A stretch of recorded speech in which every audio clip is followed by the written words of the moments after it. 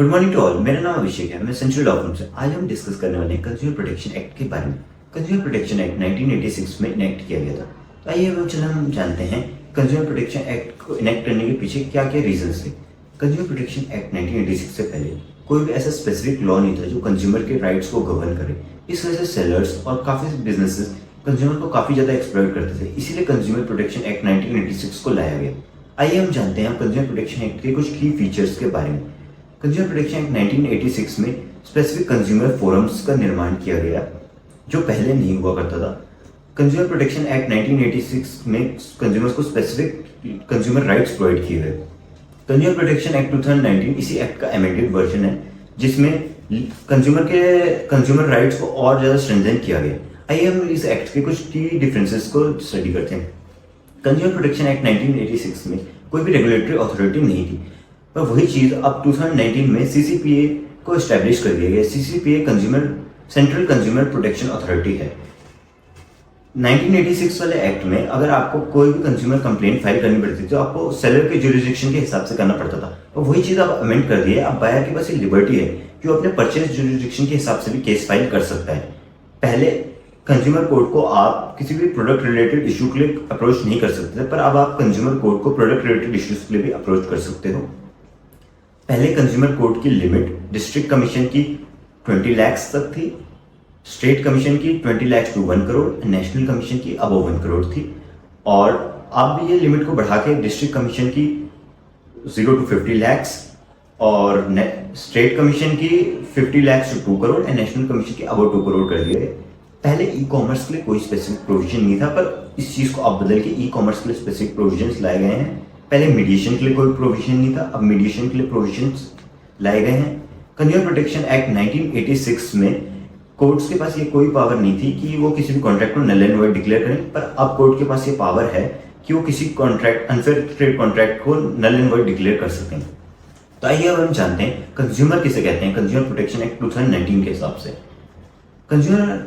एक कंज्यूमर उसे कहेंगे जो कोई भी गुड्स से सर्विस खरीद रहा है पैसे देके या फिर पार्टली पेड और पार्टली प्रॉमिस्ड। आइए अब हम जानते हैं कंज्यूमर किसे नहीं कहेंगे।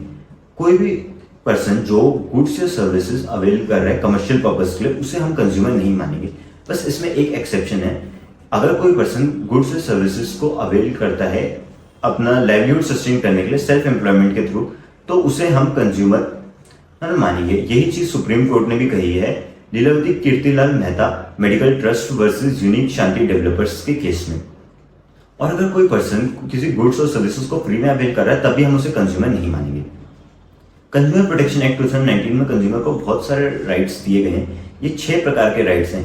आइए अब हम इन्हें एक एक करके डिस्कस करते हैं। Number 1, right to be protected. Right to be protected consumer को ये एश्योरेंस देता है कि जो भी वो प्रोडक्ट सेलर से ले रहा है वो किसी भी हार्मफुल सब्सटेंस से नहीं बना हुआ और वो सेफ फॉर कंजम्पशन है, वो किसी भी एडल्ट्रेटेड सब्सटेंसेस से नहीं बना है, और उसमें प्रॉपर सर्टिफिकेशन मार्क्स जैसे कि FSSAI मार्क फूड प्रोडक्ट्स के लिए, ISI मार्क इंडस्ट्रियल प्रोडक्ट्स के लिए और हॉल मार्क प्रेशियस मेटल्स के लिए हैं।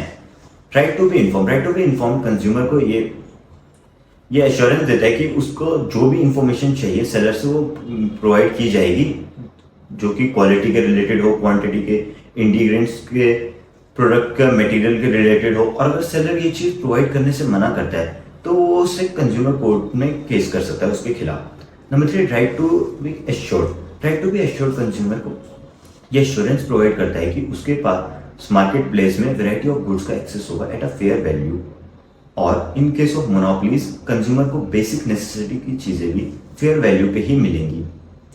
Number 4, right to be heard ये बात करता है कि अगर कंज्यूमर को ऐसा लगता है कि उसके साथ कोई भी उसके राइट्स वायलेट हुए हैं तो उसका अप्रोप्रिएट फोरम यानी कंज्यूमर कोर्ट्स उसकी कंप्लेंट को सुनेंगे और उसको डिसाइड भी करेंगे।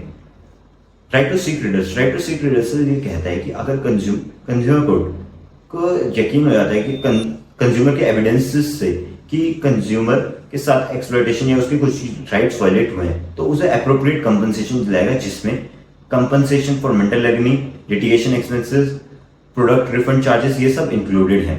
राइट टू कंज्यूमर अवेयरनेस ये राइट ये कहता है कि कंज्यूमर के पास ये राइट है कि वह अपना एक इन्फॉर्म्ड कंज्यूमर बने किसी भी डिसीजन पे अराइव करने से पहले। उसे कोई भी प्रोडक्ट रिलेटेड इंफॉर्मेशन वो इकट्ठी कर सकता है, जिससे वो इन्फॉर्म कंज्यूमर बने। आगे हम बात करेंगे अब कितने टाइप्स के लेवल्स होते हैं कंज्यूमर कोर्ट के। कंज्यूमर कोर्ट के बेसिकली 3 लेवल्स होते हैं, district commission, state commission, national commission. District commission एक पर्टिकुलर डिस्ट्रिक्ट के केसेस देखता है, उसमें केसेस की वैल्यू 50 लाख तक की होती है।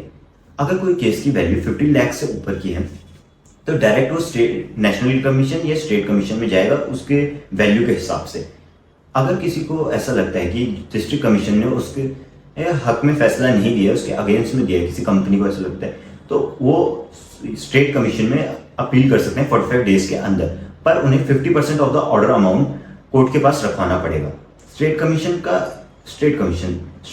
का एरिया एक पर्टिकुलर स्टेट का होता है, उसमें केस 2 तरीके से आ सकते हैं, या तो डिस्ट्रिक्ट कमीशन के थ्रू अपील, या तो फिर जिन सूट्स का वैल्यू 50 लाख से 2 करोड़ के बीच में डायरेक्ट भी स्टेट कमीशन में आ सकते हैं।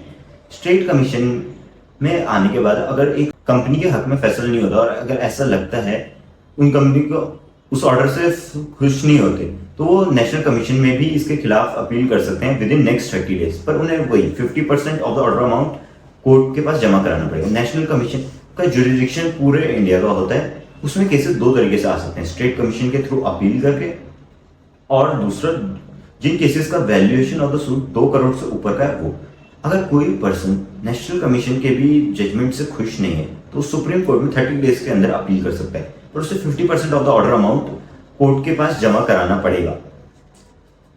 तो आइए अब हम जानते हैं कैसे आप कंज्यूमर कोर्ट में कंप्लेन कर सकते हैं। कंज्यूमर कोर्ट में कंप्लेन करने के लिए सबसे पहले आपको अपनी कंप्लेन ड्राफ्ट करनी पड़ेगी। उसमें आप अपने सब इश्यूज, रेलेवेंट फैक्ट्स सब उसमें अपने अच्छे से विस्तार से लिखेंगे। उसके बाद आप सारे रेलेवेंट डॉक्यूमेंट्स, बिल्स और डॉक्यूमेंट जो भी आप एविडेंस के तौर पे यूज कर सकते हैं उसे अटैच करेंगे।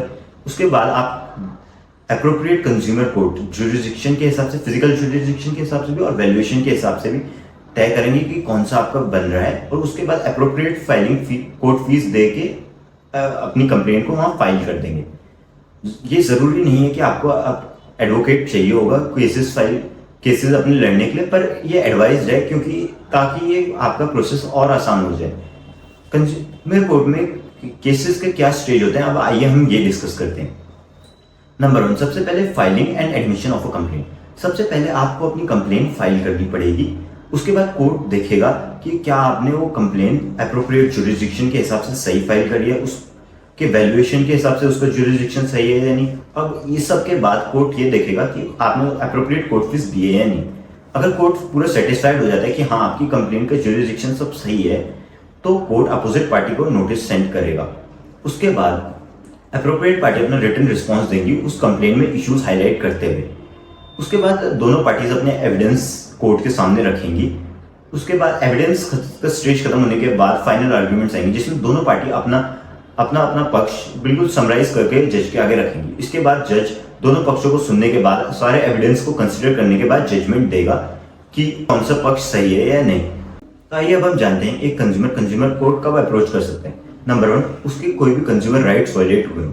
नंबर 2, वो अनफेयर ट्रेड प्रैक्टिस का शिकार हो, जैसे उसे कोई भी प्रोडक्ट या सर्विस फॉल्सली डिस्क्राइब करके बेची गई हो, उसकी क्वालिटी के रिलेटेड, उसकी क्वांटिटी, परफॉर्मेंस के रिलेटेड, या कोई भी चीज़ उसे फॉल्सली करके बेची गई हो।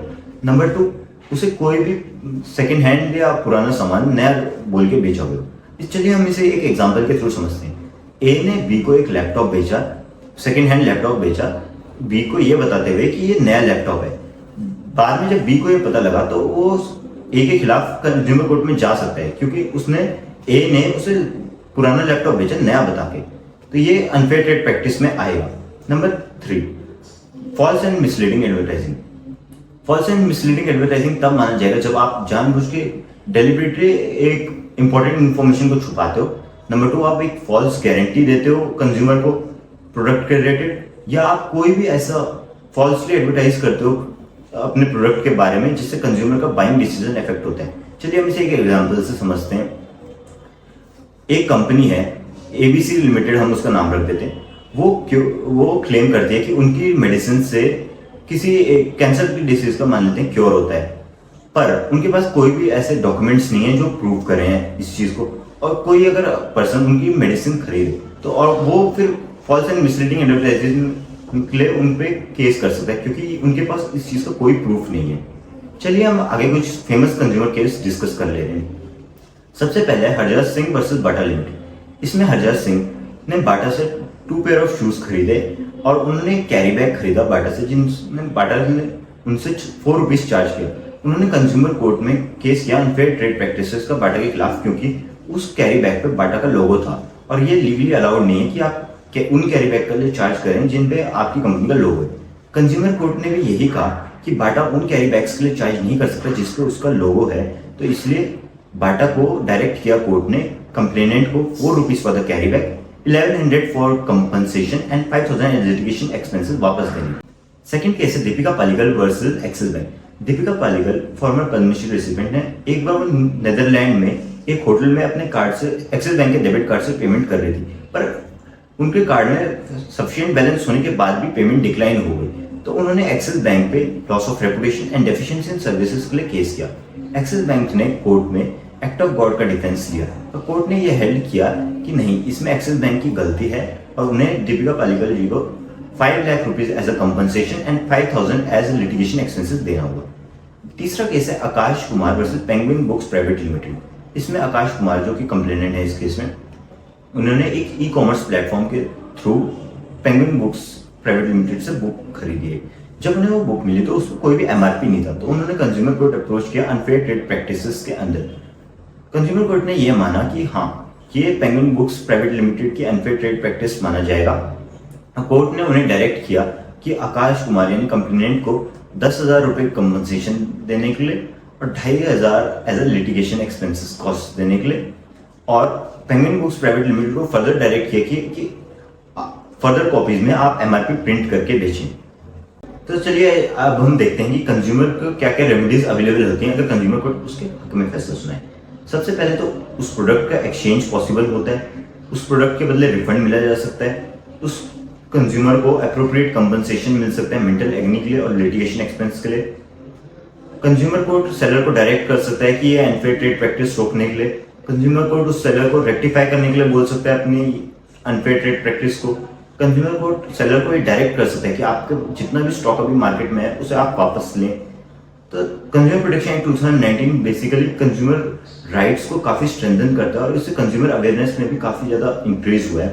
तो एज अ कंज्यूमर हमारा ये ड्यूटी है कि हम किसी भी गुड्स को खरीदने से पहले उसके सब इंफॉर्मेशन जो भी अवेलेबल है उसको अच्छे से देखें और एक इन्फॉर्म्ड कंज्यूमर की तरह एक्ट करें। पर फिर भी अगर हमें ऐसा लगता है कि हमारा कोई भी राइट वायलेट हुआ है या हम किसी भी अनफेयर ट्रेड प्रैक्टिस का शिकार हुए हैं, तो हमें फिर भी कंज्यूमर कोर्ट के अप्रोच करने से कभी नहीं घबराना चाहिए। Thank you.